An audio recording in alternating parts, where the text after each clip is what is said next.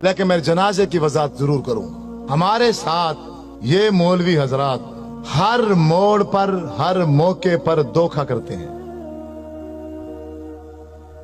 یہ اتنے اخلاقی طور پر گر چکے ہیں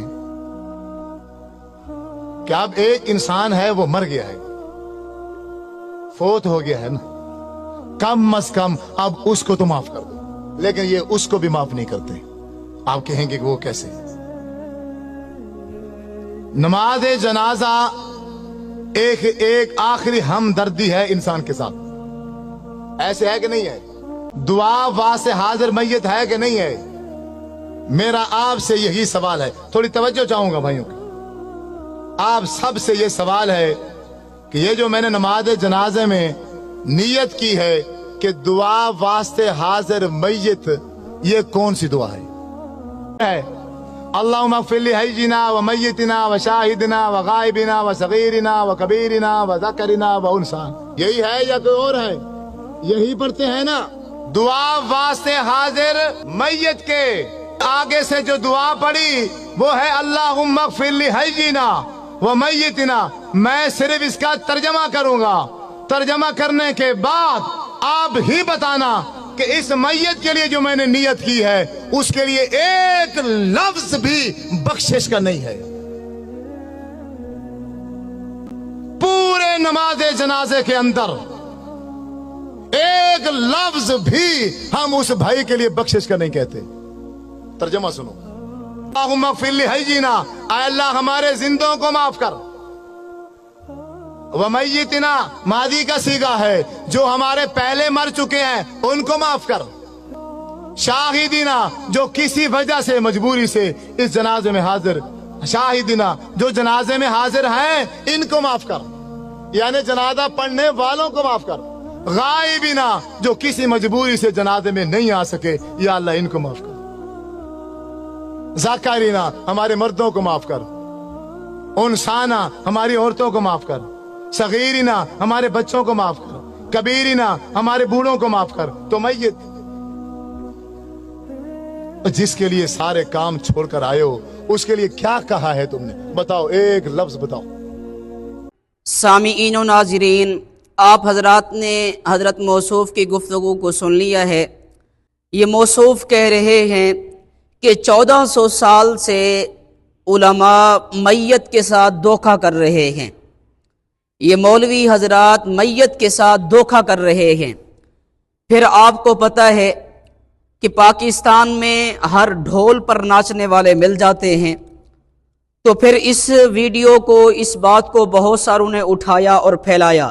میں بڑے ہی اختصار کے ساتھ 2-3 باتیں آپ کے سامنے پیش کرتا ہوں. سب سے پہلی بات یہ ہے، ہمارا اہل سنت والجماعت کا موقف یہ ہے کہ نماز جنازہ میں اللہم اغفر لحینا و میتنا و شاہدنا و غائبنا و صغیرنا و کبیرنا و ذکرنا و انسانا، جنازہ میں یہ دعا پڑھنا بالکل درست اور صحیح ہے، اور احادیث پیغمبر کے اندر یہ موجود ہے. اور پھر یہی دعا اللہ کے نبی صلی اللہ علیہ وسلم سے ثابت ہے. مشکات شریف کی 2 جلد کے اندر صاحب مشکات نے کتاب الجنائز کے تحت اس دعا کو نقل کیا ہے. حضرت ابو ہریرہ کی روایت ہے، ان ابی ہریرہ رضی اللہ تعالی عنہ قال قال رسول اللہ صلی اللہ علیہ وسلم اذا صلیتم علی المیت فاخلصوا له الدعاء. پھر اس کے فوراً بعد حضرت ابو ہریرہ کی روایت ہے کہ اذا صلی علی الجنازۃ، کہ جب حضور میت پر جنازہ پڑھتے تو حضور دعا یہ مانگتے، اللہم اغفر لحینا و میتنا و شاہدنا و غائبنا و صغیرنا و کبیرنا و ذکرنا و انسانا، اللہم من احییتہ منا فاحیہ علی الاسلام ومن توفیتہ منا فتوفہ علی الایمان. تو یہ دعائیہ کلمات موجود ہیں. پھر صاحب مشکات نے حوالے پیش کیے ہیں کہ یہی دعائیہ کلمات اور کن حدیث کی کتابوں کے اندر موجود ہیں. سب سے پہلے یہی دعائیہ کلمات حدیث کی کتاب مسند احمد کے اندر موجود، یہی الفاظ ابن ماجہ کے اندر موجود، یہی دعائیہ کلمات ابو داؤد کے اندر موجود، نسائی شریف کے اندر موجود، ترمذی شریف کے اندر موجود. تو ان 6 کتابوں کے اندر یہ دعائیہ کلمات موجود ہیں کہ اللہ کے نبی صلی اللہ علیہ وسلم جنازے میں یہ دعا پڑھا کرتے تھے۔ مولانا صاحب کہہ رہے ہیں کہ یہ میت کے ساتھ دھوکہ ہے۔ بابا اگر یہ میت کے ساتھ دھوکہ ہے تو سب سے پہلے یہی دھوکہ خود اللہ کے نبی نے فرمایا ہے، نعوذ باللہ۔ اللہ کے نبی نے یہی دعا پڑھی اور مانگی، پھر صحابہ نے بھی یہی دعا پڑھی اور مانگی، جو اللہ کے نبی نے پڑھی وہی صحابہ نے پڑھی۔ تو ہمارا جرم صرف اتنا ہے کہ ہم نے بھی وہی دعا پڑھی جو پہلے چلی آ رہی تھی، جو اللہ کے نبی نے پڑھی اور صحابہ نے پڑھی وہی ہم نے پڑھی، تو ہمارا جرم صرف اتنا ہے۔ باقی مولانا صاحب کہہ رہے ہیں کہ یہاں اس دعا میں سارے کے سارے ماضی کے صیغے ہیں، حینا میتنا شاہدنا غائبنا، الحی میت شاہد غائب، یہ ماضی کے صیغے ہیں۔ یہ مولانا صاحب کی پرلے درجے کی جہالت ہے۔ الحی میت شاہد غائب یہ ماضی کے صیغے نہیں ہیں، یہ ماضی کے صیغے نہیں ہیں، یہ تو مولانا صاحب کی علمی اوقات ہے، یہ مولانا صاحب کی جہالت ہے اور حضرت کی علمی اوقات ہے، اور یہ حضرت کی بہت بڑی غلط فہمی ہے۔ یہ ماضی کے صیغے نہیں ہیں، اور یہ تو انتہائی جامع دعا ہے کہ جس دعا کے اندر زندوں کے لیے، مردوں کے لیے، حاضرین کے لیے اور غائبین کے لیے، سب کے لیے دعا کی گئی ہے، سب کو اس دعا میں شامل کیا گیا ہے۔ اللہم اغفر لی حینا، اے اللہ ہمارے زندوں کو بخش، ومیتنا اور ہمارے مردوں کو بخش۔ تو مولانا صاحب بتائیں آگے جو میت پڑی ہوتی ہے، جس کا ہم جنازہ پڑھ رہے ہوتے ہیں، یہ زندہ ہوتا ہے یا مردہ ہوتا ہے؟ تو کیا مردوں میں یہ شامل نہیں ہے؟ کیسی بھونڈی بات کرتا ہے۔ سب سے اہم اور آخری بات یہ ہے کہ صرف نماز جنازہ کے لیے صرف یہی ایک دعا نہیں ہے، اس کے علاوہ اور بھی بہت ساری دعائیں احادیث کے اندر موجود ہیں۔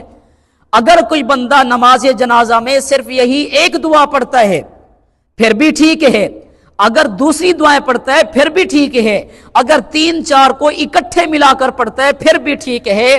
تو اللہم اغفر لی حینا ومیتنا وشاہدنا، یہ دعائیہ کلمات حدیث کی 6 کتابوں کے اندر موجود ہیں، اور میں پوری ذمہ داری سے کہہ رہا ہوں مولانا صاحب، یہ دعا جو ہم پڑھتے ہیں اللہم اغفر لی حینا ومیتنا، یہ حدیث کی 6 کتابوں کے اندر موجود ہے، مشکاۃ شریف کے اندر موجود، مسند احمد کے اندر موجود، ابن ماجہ کے اندر موجود، ترمذی شریف کے اندر موجود، ابو داؤد کے اندر موجود اور نسائی شریف کے اندر موجود، اور میں ہر حوالے کا ضامن ہوں۔ اگر یہ دھوکہ ہے تو سب سے پہلے یہی فتویٰ اللہ کے نبی پر لگے گا۔ اللہ کریم سے دعا ہے کہ اللہ کریم ہم سب کو اعتدال کے ساتھ، سنجیدگی کے ساتھ، دلائل کی طاقت کے ساتھ باطل کے شبہات کو دور کرنے کی توفیق عطا فرمائے۔ وآخر دعوانا ان الحمد للہ رب العالمین۔